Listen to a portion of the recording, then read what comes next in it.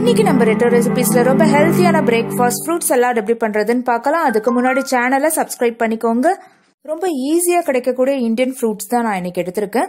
1 cup banana எடுத்திருக்கேன். இந்த shape வந்து நம்ம இஷ்டம் தான், எப்படி வேணாலும் நீங்க நறுக்கிக்கலாம். இந்த ஃப்ரூட்ஸோட பெனிஃபிட்ஸ் எல்லாம் கீழே டிஸ்பிளே ஆகும், பாத்துக்கோங்க. 1 கப் ரெட் மாதுளம்பழம் எடுத்திருக்கேன். 1 கப் நறுக்கின ஆப்பிள், மொசாம்பி சாத்துக்குடி 1 பழம் எடுத்திருக்கேன்.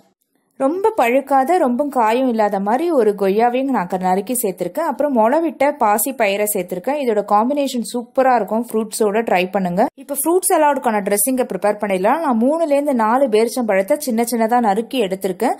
ஒரு 4-5 பாதாம், கொஞ்சம் உலர்ந்த திராட்சை, நல்ல டேஸ்ட் கொடுக்கும் இது எல்லாமே. அப்புறம் அந்த சாத்துக்குடியிலேருந்து தோல்ல துருவி நான் 1 டீஸ்பூன் எடுத்திருக்கேன். நீங்க ஆரஞ்சு, லெமன் எந்த தோல்ல இருந்து வேணாலும் அதை பீல் ஆஃப் பண்ணி எடுத்துக்கலாம்.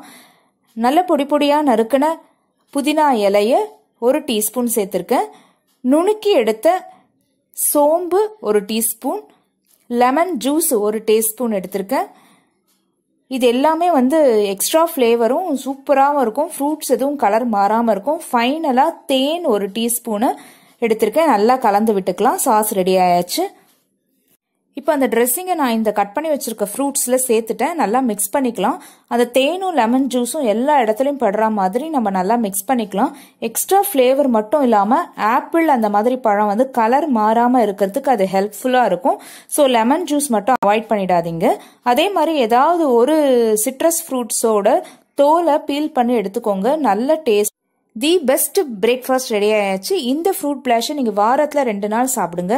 இந்த சலாட் பண்ற வீடியோ உங்களுக்கு பிடிச்சிருந்ததுன்னா லைக் பண்ணுங்க, ஷேர் பண்ணுங்க, சேனலை சப்ஸ்கிரைப் பண்ணுங்க, பக்கத்துல இருக்க பெல் பட்டனையும் ஆன் பண்ணிக்கோங்க. தேங்க்யூ.